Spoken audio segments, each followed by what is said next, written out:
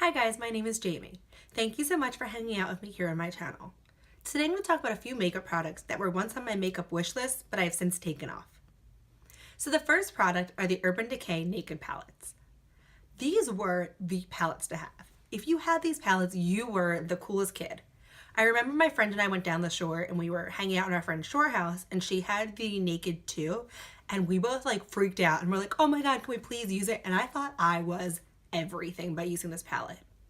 I wanted it, I thought the Naked 3 was gorgeous, and I was envious of my friend who had it. But now that eyeshadow formulas have developed and eyeshadow palettes are releasing literally every day, I feel like the Naked palettes are a thing of the past. They have more shimmers than mattes, and I really love mattes to complete an eye look, and at this point I have all of those colors in my collection. At one point they were everything, and I thought I would be the best person if I had the complete Naked palette collection. But now I don't own a Naked palette and I'm completely content with that. I've used their formula, and now that I'm more experienced with eyeshadows, I find that I don't even like their formula, at least their older ones. I haven't tried the Naked Heat or the Naked Cherry. But once again, I feel like I have those color schemes in my collection in some palette or some singles. Therefore, I feel like although the Naked palettes were kind of the best thing in eyeshadow, they're pretty much obsolete for me now. The same thing goes with the Too Faced Chocolate Bar. I wanted these palettes. Kathleen Light said the chocolate bar was her favorite palette, so I thought the chocolate bar was my favorite palette. Also, it smelled like chocolate. That was the thing that drew me in. I loved the colors. I thought they were pretty and they were neutral. At that point, I was only basically wearing browns on my eyes, so I thought that would be the perfect palette for me. This was on my wish list for a surprisingly long time, and I just took it off this year because I realized those colors don't really appeal to me anymore. I basically have all those colors in my collection in probably a better formula. And although the chocolate bars were hyped at the time, they're kind of old. I have the chocolate gold, which I love because that one has some beautiful metallics that I love wearing all over my lid. But the basic original OG chocolate bar, I have those colors probably in a better formula. Another eyeshadow palette that I really wanted was the Violet Voss Flamingo palette. That was released as their summer palette of 2018, and everything about this collection drew me in. The packaging, the flamingo summer feel, and the colors. I thought for Violet Voss this was such a step in the right direction. It was colorful, it was vibrant, and it screamed summer. I would definitely see myself getting use out of this palette, and I really wanted it. I texted my friend and we both wanted it, and I was totally prepared to buy it on launch date. But the day that it launched came and passed, and I still didn't buy the Flamingo palette. And to be honest, I'm kind of glad I didn't. Would I have gotten used to that palette? Yeah, of course I would have used it, but I feel like I'm not missing it in my collection. A lot of the times when makeup products are so hyped up and Trend Move posts them 1,000 times and you see beauty gurus that are posting with them on their YouTube channels, I'm like, oh my god, I need this palette. But then if I settle down and I wait a few weeks, I decide that I really don't need this palette. Some of the things that I like to do with new makeup launches is I like to put it on my wish list and then not come back to it for a little while after the hype has died down and see if I really want it or did I just want it because everybody was talking about it. I would have used this palette, but I actually saw Kelly Gooch do a video where she combined single shadows to make a dupe palette for the Violet Voss one.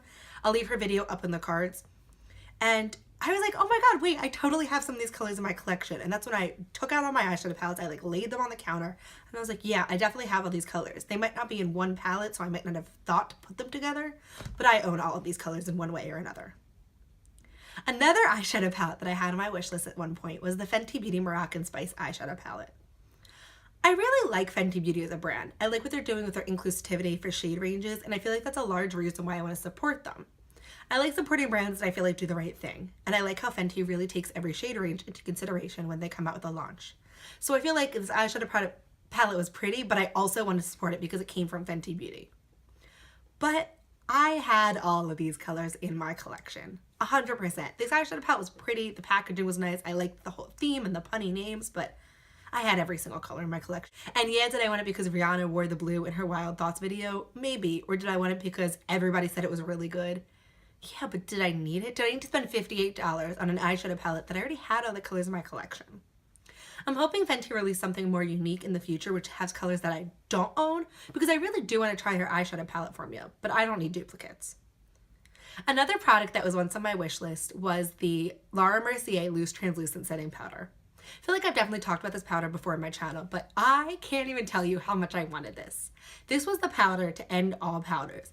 Everybody used it. It even came in shades for a variety of skin tones, and people were claiming this was the best powder ever. And I believe them because I didn't really know much about setting powders. But $32 for a setting powder was kind of ridiculous.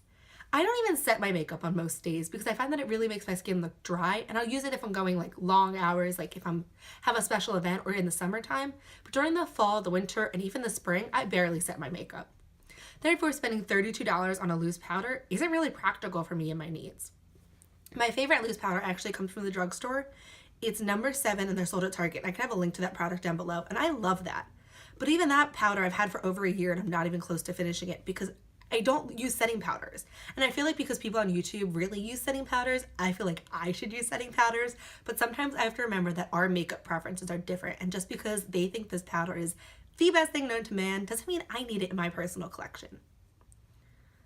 When it comes to Colorpop, the first product that I ordered from them was their Super Shock Shadows. And I thought they were so cool. They were these cream to powder, these individual cute little pots, and they had fun little names. They were glittery and they were like the perfect, you swipe it on with your finger and you walk out the door.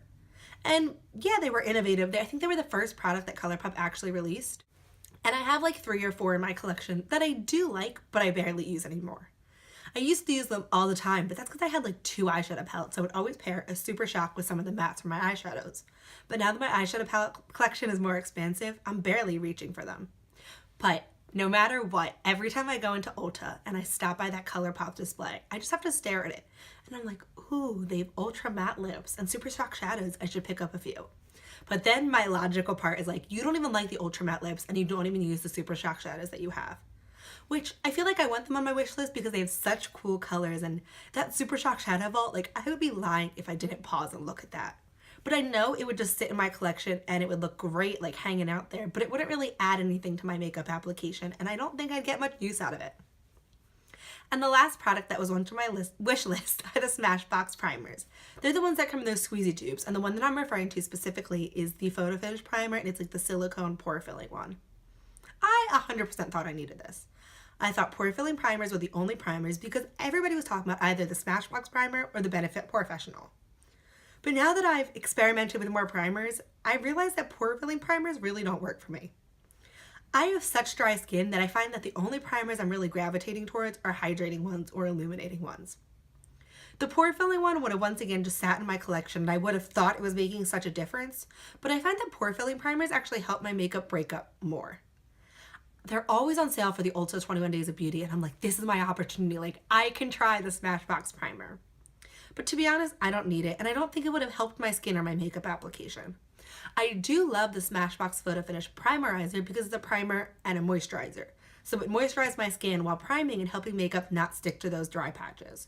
So I love that, but the traditional primer, the one that was so hyped, really wouldn't have fit in with my makeup styles and my skin type.